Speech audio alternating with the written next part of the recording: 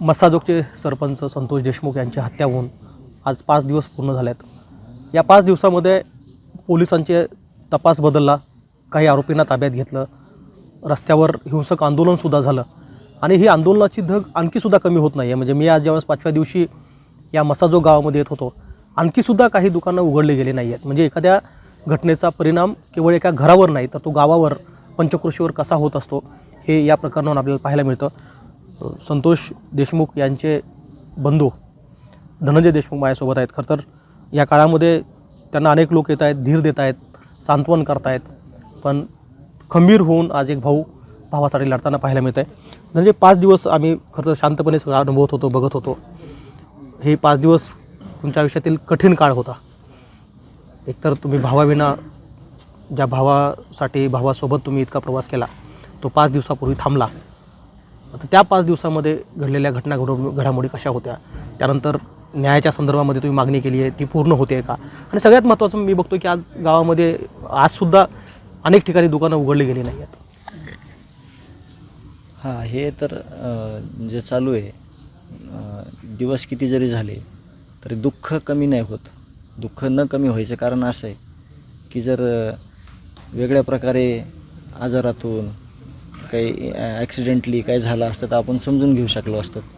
पण हे चालता बोलता माणूस, एवढं नेतृत्व करणारा माणूस, एवढं सर्वांना सोबत घेऊन चालणारा माणूस आज नाही आहे आपल्यात. त्या ज्या समाजातल्या विकृती आहेत, त्या विकृतीनं जे आपल्याला हे नुकसान केलं आहे आपलं, म्हणजे माझ्या घरचं, कुटुंबाचं, गावाचं, त्याच्यामुळं हे 5 दिवस 2 दिवसचा विषयच नाही. हे खूप कठीण परिस्थिती आहे गाववाल्यावर. मला आज सकाळी एक गोष्ट जाणवली, मला इतकं धस्कन झालं. ज्या माझ्या भावानं 10-15 वर्ष झालं ज्या व्यक्तींची दारू सोडून आणलं होतं, त्यांचा संसार चालू होता व्यवस्थित, ते लोक, मला वाटलं 1-2 लोक त्याच्यातले व्यसन करून आले काय, इतकं धस्कन झालं. मला माझ्या अंगावर काटाच फुटला की हे किती चांगलं काम केलं होतं आणि आता ते लोक म्हणतात की भाऊ म्हणजे अन्नच नाहीत तर म्हणजे काय करायचं, कशासाठी करायचं आहे, कोणती गोष्ट करायची. आणि जो आपला मार्ग आहे, आपण पहिल्या दिवशी तेच बोललो, आज ते बोलतो. तुम्ही उद्या विचारलं, सारखं विचारलं तर तेच सांगाल मी. ज्या भावाची माझ्या निर्घृण हत्या झाली अपहरण करून, त्या भावाला मी फक्त न्याय मागतो आहे. माझा पूर्ण सगळ्या जे प्रशासन आहे, जे सिस्टीम आहे, त्याच्यावर पूर्ण भरोसा आहे किंवा आपली लढाई वेगळी काहीच नाही. आपल्याला आपल्या माणसाला न्याय मिळवून द्यायचा आहे आणि त्याला सजा भेटली पाहिजे, फाशी नाहीतर जन्मठेप, एवढंच. नंतर काही फोटो समोर आले, जे फोटो समाज माध्यमावरती फिरत आहेत. त्या फोटोतून खरं तर घडलेली घटना किती क्रूर होती, भीषण होती, ती भीषणता त्याच्यातून लक्षात येते. घटनेनंतर काही गोष्टी तुम्हाला पण समजल्या असतील, पोलिसाकर्मी असेल अथवा काही खाजगी माणसाकडनं असेल. ती घटना घडली होती, त्यानंतरचा तो काळ कसा होता, विशेषतः त्या 2-3 तासामध्ये काय काय घडलं? ज्या वेळेस मला फोन आला, माझ्या भावासोबत जे होते शिवराज देशमुख, त्यांचा जो फोन आला ना मला की अण्णाला उचललं आहे, म्हणजे किडनॅप केलं आहे कोणीतरी, मला काय माहीत नाही. पण मग मी केजला होतो, केजहून मी डायरेक्ट जास्तीत जास्त 5 मिनटात पोचलो असं. आणि तिथं गेलो आणि सांगितलं की माझ्या भावाचं अपहरण झालं आहे आणि तो ह्याला यायला एक 10 मिनटं वेळ होता, तोपर्यंत मी थांबलो तिथं. मग पोलीस यंत्रणा चालू झाली की बाबा बघू कुठं आहे, काय शोधाशोध चालू झाली. आणि मी पूर्ण भांबावून गेलो होतो. मला समजत नव्हतं काय करू, कुठं पळू, कोण आहेत ते, आपलं कुठं कोणाशी काही कॉन्टॅक्ट नव्हता त्यावेळेस, म्हणजे हे कोण आहेत, नेमकं कुठं जाऊ शकतात, काय करू शकतात. दुर्दैव ह्या गोष्टीचं असं वाटलं की माझा जो माणूस आहे तो 10-15 मिनटांनी आला असन, जो माझ्या भावासोबत होता. तर 3:30 पावणे 4च्या म्हणजे चालू झालेली फिर्याद ही डायरेक्ट 6:30ला सही घेतली त्यांनी. हा जो काळ गेला आणि ह्या कालावधीमध्ये एक घटना अशी घडली की हे जे आरोपी आहेत, मुख्य आरोपी, आरोपी, हे विष्णू चाटे यांच्या संबंधित असल्यामुळे मी त्यांना कॉल केला 3:36 त्या दिवशी. तर ते म्हणले काय झालं आहे. म्हणलं माझ्या भावाला अपहरण केलं आहे, बघा कुठं शोधाशोध चालू आहे, तुम्ही बघा काही सापडलं तर मला सांगा लवकर, विनंती केली मी त्यांना. तर त्याच्यानंतर त्यांनी मला बहुतेक 4:29ला मला फोन केला परत की एक 10-20 मिनटात ते येतील तुमचे भाऊ. त्याच्यानंतर लगेच PI साहेबाचा तसाच फोन आला की सरपंच घरी आले की मला कॉल करा. त्याच्यानंतर PSI साहेबांचा फोन आला की आले का सरपंच. मग मी आता कोणत्या PSI? शिंदे साहेब, आनंद शिंदे साहेबांचा फोन आला की सरपंच आले का. तर मी आईंना फोन केला. आई म्हणली नाही दादा नाही आला अजून. मग हे असं चलत राहिलं. मी जवळपास 38 कॉल केले, म्हणजे 36 कॉल आउटगोईंग आहेत बहुतेक आणि 2 कॉल इन्कमिंग आहेत. तर इन्कमिंगमधला एक कॉल आत्ता सांगितलेला त्यांचा विष्णू साठेचा, आणि लास्टचा एक कॉल होता. ते म्हणले मी ज्या माणसाशी कॉन्टॅक्टमध्ये होतो तो माणूसच आता कॉन्टॅक्टमध्ये येत नाही. मग त्यावेळेस माझ्या भावाचा डेथ झाला होता. आणि त्यावेळेस पोलीस स्टेशनमध्ये जो फिर्यादी आहे शिवराज देशमुख त्याची सही घेतली आणि डायरेक्ट पोलीसची गाडीच दवाखान्यावर आली आणि तिथं कळलं आम्हाला की आमचा भाऊ आमच्यात आता राहिला नाही. पण यामध्ये जे दोषी पोलीस होते त्यांच्यावर कारवाई झाली, त्यावर तुम्ही समाधानी आहात?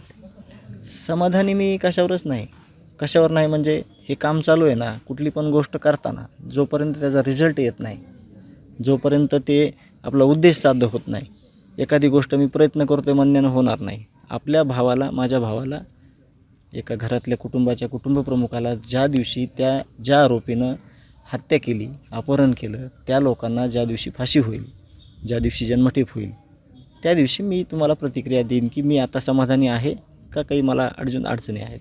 मला वाटतं आतापर्यंत या प्रकरणामध्ये 3 जणांना अटक झाली आहे. तर ही अटक झालेली जे लोक होते ह्यांची त्या गुन्ह्यामध्ये थेट इन्व्हॉल्वमेंट होते असं तुम्हाला वाटतं का त्यांनी त्यांना मदत केलेली आहे? नाही, थेट इन्व्हॉल्वमेंट आहे.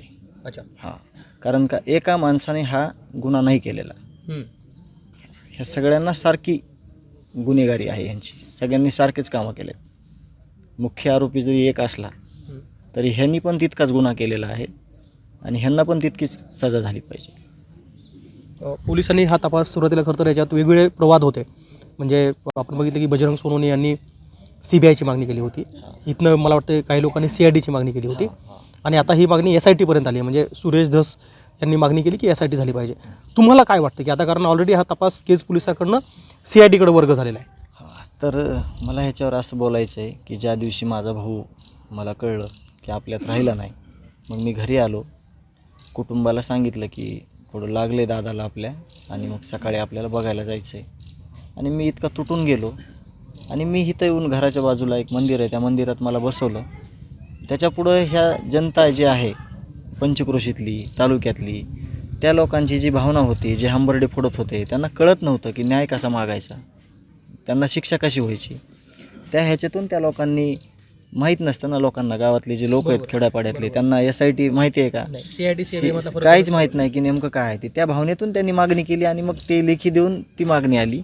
पण ज्याच्यात आपल्याला लवकर न्याय मिळणार आहे, ज्याच्यात कमी कालावधीमध्ये सगळे रिझल्ट लागणार आहेत, ती जी योग्य जी तपासणी आहे ती सर्वानुमते जे माझे गाववाले आहेत, जे माझे विविध जातीतले समाज बांधव आहेत ते ठरवतील आणि नियोजनात आहेत ते.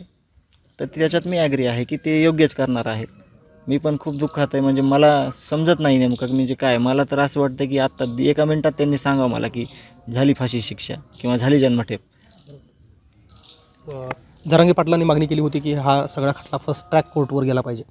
तर तुम्हाला काय वाटतं की या संदर्भामध्ये पोलीस आता जो तपास करताय तो कशा गतीनं चालू आहे, त्यात अरेस्ट कशा होत आहेत, किंबहुना जी कारवाई पोलिसावरतीच होती, म्हणजे सुरुवातीला एका पोलीस उपनिरीक्षकाचं निलंबन झालं आणि आज अशी माहिती मिळते की जे प्रशांत महाजन पोलीस निरीक्षक आहेत त्यांना सक्तीच्या रजेवर पाठवलं आहे. तर तुम्हाला ह्या तपासाविषयी काय वाटतं? परवा दिवशी 3रा आरोपी पुण्यातून त्यांनी ताब्यात घेतला आणि त्या दिवशी मग ह्या 2 दिवसात जे काय झालं आहे तपासामध्ये काय काय झालं आहे, आता हे गोष्टी आपल्याला जास्त महत्त्वाच्या नाहीत. निलंबन कुणाचं केलं किंवा सक्तीच्या रजेवर कुणाला पाठवलं, ह्या 2 दिवसात आपल्या भावासाठी, एका सरपंचासाठी, एका माणसासाठी, कुटुंबप्रमुखासाठी काय काय झालं हे संध्याकाळपर्यंत आम्ही माहिती मागून घेतलेली आहे की आत्तापर्यंत काय फीडबॅक आहे तुमचा, म्हणजे काय काय केलं तुम्ही, काही नाही. त्याच्यावर पुढचं आपण बघू काय काय केलं त्यांनी, काय नाही आपल्याला माहीत नाही आत्ता सध्या. गावातले तर दुकानं आणखीसुद्धा उघडले गेले नाहीत. म्हणजे मी आता आलो तर आणखीसुद्धा गाव बंद आहे. गाव पूर्ण बंद आहे. 5-6 दिवस झालं. आमच्यातले जे काय बंधू आहेत ते म्हणले 1-2 हॉटेल उघडे करा, कारण का खूप मोठ्या प्रमाणामध्ये जे समाज बांधव म्हणण्यापेक्षा सर्व जाती धर्मातले लोक इथं येत आहेत. कारण का अन्नाची ओळख पूर्ण जिल्हाभर, फक्त गावापुरती मर्यादित नव्हती आणि खूप माणुसकीचा माणूस होता म्हणून हे सगळे लोक, मला एक छोटा भाऊ आहे त्यांचा म्हणून मला आधार द्यायला येतात. त्यांची कुठं गैरसोय नाही झाली पाहिजे, नाश्ता करता यावा त्यांना. कारण कधी कोणी पण रात्री 11 वाजता पिंपळनेरकडून मग दुचाकीवर काही लोक आलते. मी सांगितलं त्यांना की दुचाकीवर येऊ नका, परत थांबा, सकाळी जा. त्यांना गाडीत पाठवलं संध्याकाळी. मग अशा लोकांची गैरसोय होऊ नये, मग थोडं नाश्ता वगैरे त्यांना करता यावं कुठंतरी आहे म्हणून आम्हीच आमच्याच काही वरिष्ठ मंडळींनी सांगितलं की 1-2 हॉटेल उघडे ठेवा, म्हणजे जेणेकरून चहा पाणी घेता येईल, दुरून आलेल्या लोकांना नाश्ता करता येईल. म्हणजे मला पण ते आत्ता सांगितलं की 1-2 हॉटेल उघडे करायला सांगितले. नाही तर सगळं बंद आहे. काल तर हॉस्पिटल पण बंद केलं ते, पण आम्ही सांगितलं की हॉस्पिटल बंद करू नका. कुणाला चक्कर आली, कुणाला काय झालं तर आपल्याला इमर्जन्सी आपण कुठं जाणार आहे. नक्की. आणि खरं तर हे भावनिक प्रश्न यावेळेस विचारायला पाहिजे का नाही मला माहीत नाही, पण मोठा भाऊ म्हणून ज्याचा कायम हात होता तुमच्या पाठीवरती, डोक्यावरती, त्याचा फोटो आज मागं लागला आहे. तो आज फोटो मागं लागला आहे. त्याच्यामध्ये इतका फरक झाला आहे की ज्यावेळेस भाऊ माझा प्रत्यक्ष मागं असायचा ना, तर मला जग जिंकायची माझी कॅपॅसिटी असायची. म्हणजे काही पण मी टार्गेट केलं ना तर ते मी जिंकायचो. आज तो पाठीमागं आहे, पण फोटोच्या स्वरूपात आहे. पण एक मी सांगतो अभिमानानं, जे समोर जे बसलेत ना ते सगळे माझे बांधवच आहेत. मला त्यांना बांधव म्हणून जर मी याच्यापुढं न्यायासाठी लढलो, सगळ्यांसाठी मी काहीतरी केलं, तरच माझ्या भावाला खरी श्रद्धांजली आहे. नाही तर त्यानं जे जीवन अर्पित केलं आहे 20 वर्षाचं, त्याला पण काही मजा राहणार नाही. नक्की. तर आपण ऐकलं की मोठ्या भावानं केलेल्या कामानं काम पुढे घेऊन गेलं तरच ती खऱ्या अर्थाने लहान भावाची श्रद्धांजली ठरेल, असं मत धनंजय देशमुख यांनी व्यक्त केलं. कॅमेरामन प्रमोद जोशीसह गोविंद शेळके, ABP माझा, मसाजोग. ABP माझा, उघडा डोळे बघा नीट.